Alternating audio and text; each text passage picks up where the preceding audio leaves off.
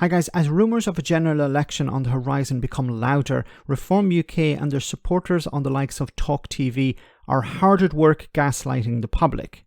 Hear the concrete farmer and Isabel Oakeshott, who allegedly has been in a relationship with Reform UK leader Richard Tice, try to convince the public that the cost of living, the crisis facing the NHS, crumbling schools, a stagnating economy and housing is not the primary concern of the British people. No, immigration is. They claim it's the number one issue on people's minds and that somebody has to do something about it. Have a listen. It's now the most important issue facing most Britons. And, you know, we've been banging on about this story for years. Colleagues of ours have as well. And at the end of the day, finally the country and the rest of the media is kind of waking up to this being the biggest problem that we face, because it's still not been put to bed. It still hasn't been solved. And it's, if anything, it's getting worse. It's a complete catastrophe, and it's not just the boats, it's the scale of legal immigration, as you and I have discussed many times before. The fact that we're letting in 1 million people, some go out, but 1 million came in, plus even more than that last year. Yeah. And this country cannot accommodate them. And the implications for the economy, you know, those on the left and those who have never accepted that we've left the EU will go on and on about how so many extra workers are needed to fill jobs. But the reality is that an enormous amount of illegal migrants are working in the black economy now. Okay, a few things to say about this. First of all, who are these people that don't accept that the UK has left the European Union? Can you point them out to me? Because I have yet to find anyone. There was a march recently to rejoin the European Union. So obviously the people marching, thousands of people, accept that the UK has left the European Union. Otherwise they wouldn't be marching to rejoin.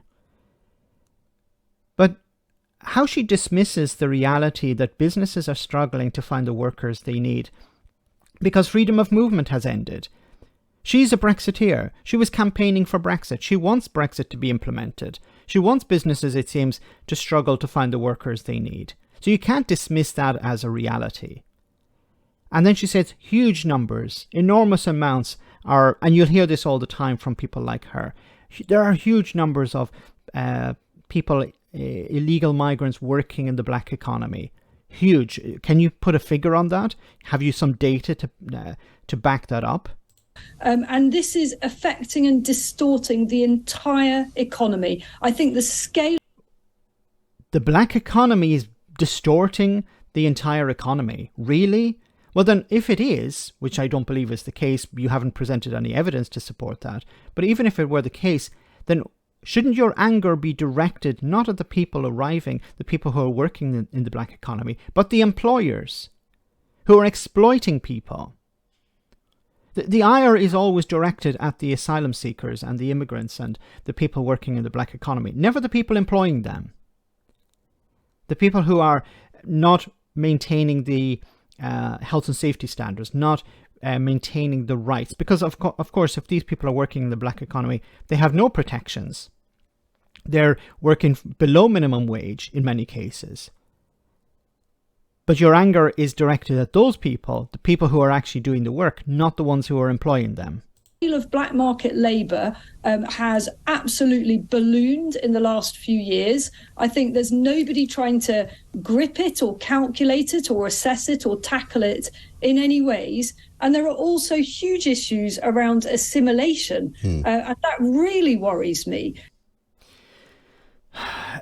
I've said this before, Reform UK is focusing on immigration because that's all they have. They believe that enough racists and bigots will vote for them as opposed to voting for the Conservative Party in order. They don't expect to win seats. They don't expect to enter government. They don't expect to become a political force in Parliament. This is all about driving the Conservative Party further to the right. Now, I said this before, they don't care about immigration, but they're using it as a vehicle to drive the Conservatives further to the right. And what's the benefit of that? Well, it means that other policies regarding, for example, taxation, regulations, protections for workers, protections for the environment are watered down, because that's what the right wing want. So the right wing, you know, are fully on board with punishing refugees and asylum seekers, but the collateral of that, the side issue that goes along with that, is of course protections for multimillionaires and billionaires, tax cuts for the rich, reduced regulations on businesses. This is what it's all about. It's not actually about immigration. They don't care about immigration. I don't believe that Isabel Oakeshott gives a crap about asylum seekers or people working in the black economy. This is about driving the Conservatives further to the right so that they, of course, are more economically conservative. Further to the right on economics, because it benefits the people who are donating to both the Conservative Party and Reform UK. Let me know in the comment section, guys, what you think. As always, your comments are greatly appreciated. Thanks a lot.